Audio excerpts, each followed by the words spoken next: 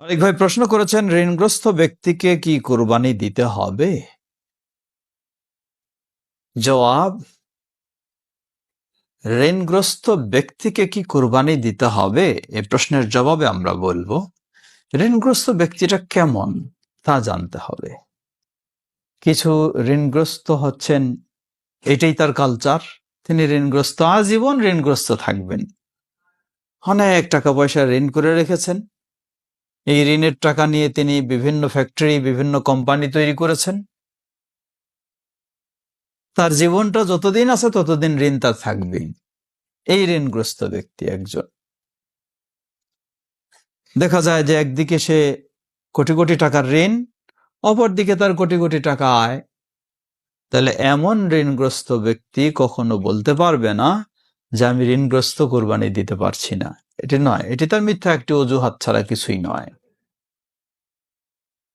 আপনার ঋণ থাকার কারণে আপনি বেশি দিতে পারবেন না, আপনি একটা ছাগল তো দিতে পারবেন, সেটি দেবেন আপনি, কিন্তু এইভাবে কখনো হওয়া উচিত নয়।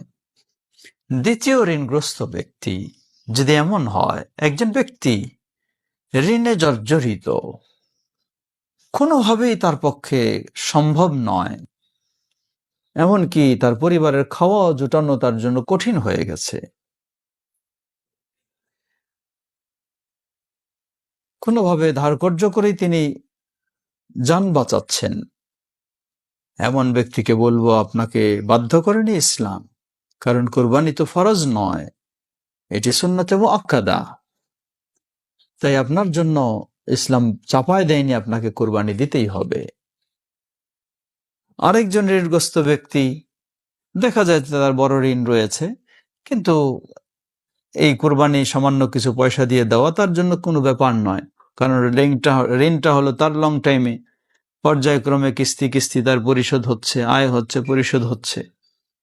তাহলে এইসব ব্যক্তিগণ কখনো ঋণের অজুহাতে কুরবানি থেকে বিরত থাকলে এটি তাদের বৈধ হবে না। আল্লাহু আ'লাম।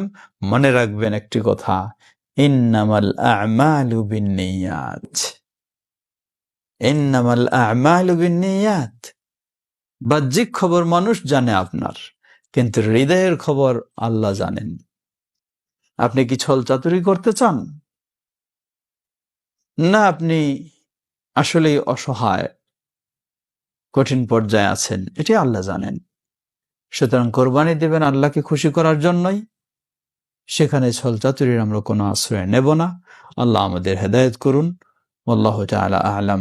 সাল্লাল্লাহু নবিয়িনা মুহাম্মদ ওয়া আলা আলিহি ওয়া সাহবিহি আজমাইন। আসসালামু আলাইকুম ওয়া রাহমাতুল্লাহি ওয়া বারাকাতুহু।